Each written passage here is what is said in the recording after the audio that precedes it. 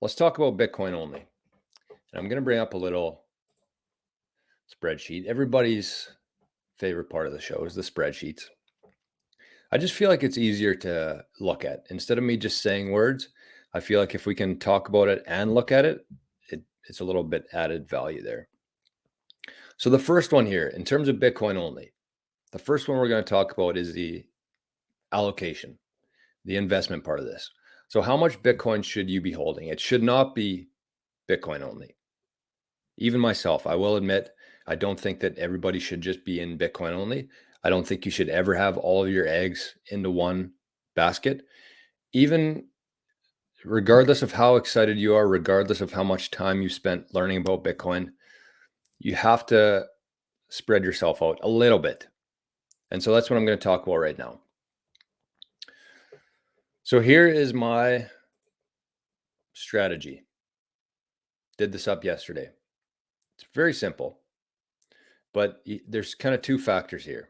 So age is a big one, where you're at in life, because the thing with Bitcoin, and as much as the media loves to paint it as some sort of Ponzi get rich quick scheme, that's actually the opposite of what we're doing here. So you buy Bitcoin, you get through at least one 4-year cycle, and then you reevaluate. So we're here for the very long term. So with that in mind, obviously, if you're older, you don't need as much Bitcoin because this is a very long-term hold. And so this is the weighting here that I put on it. So we got age 10 to 30. Yes, I started with age 10 because imagine if you started buying Bitcoin at age 10. I think that is the best time to be doing it. And obviously, if you're a 10-year-old, you're probably not watching this. But if you have kids who are 10 years old, I would consider starting a wallet if you haven't yet. And that's their savings account for the future. Forget the government sponsored bullshit. Go with Bitcoin.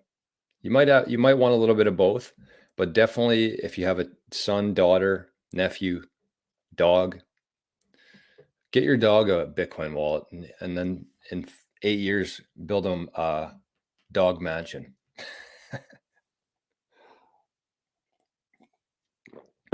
So that's 10 to 30. And I put 1 there because the earlier you start, the better you are in Bitcoin. So that's 100%. And these knowledge ones are just my input there. So if I change these to be 20, it would change the allocation as well. For 1, then it's going to change to exactly what that is. So let's skip that. I would say the age and the knowledge. So this is like, ask yourself out of 100 on a scale of 1 to 100, what is your Bitcoin knowledge? And that's what you enter into this. So the weighting and then the knowledge here. So let's go to 51 to 70-year-olds. So the weight I put on that was 0.6 because, like I said, the older you are, the less of an allocation to Bitcoin you should have. You should be considering things like your legacy, passing this stuff on to your kids. Obviously, you still have a lot of good years left, but if you're retired, I don't think it's the best play to be putting all of your capital into Bitcoin. So I put a 0.6 weighting on this. So let's say that somebody's 65, just retired, and their knowledge is 15 out of 100. It changes to 9. So that's kind of the idea of the weighted scale here is the based on age factor.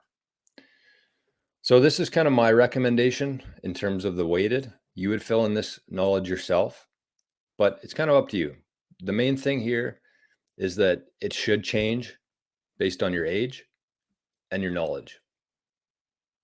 So if you want me to send this to you, you can just send me an email. It's very easy to make, but I know that most people aren't big fans of spreadsheets like I am. So something to consider there. In terms of what else I would be investing in, because look at these allocations, 40%, 9%. A couple things to keep in mind there is that as your Bitcoin knowledge grows, every day you watch the Bitcoin journey, every day you listen to other podcasts, you have to put in the work. And the more work that you put in, I think the more that you can start allocating to Bitcoin.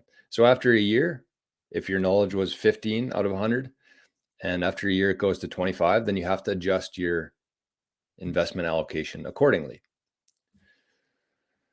And this is, keep in mind that this is Bitcoin self-custody. So that's why the knowledge factor plays into this, because you have to know what you're doing. You have to know what you're holding, because there's going to be ups and there's going to be downs. Even in the short term, there's going to be ups and downs. In the long term, we kind of know it's going up and to the right. But you have to be able to stomach that risk, that volatility. Everybody loves saying that Bitcoin's volatile. It is. Week to week, month to month, but over the last 15 years, it's been very volatile upwards. So this is for self-custody Bitcoin. This is you buying your Bitcoin and you storing that Bitcoin on your own. I do think that in 10, 15 years from now,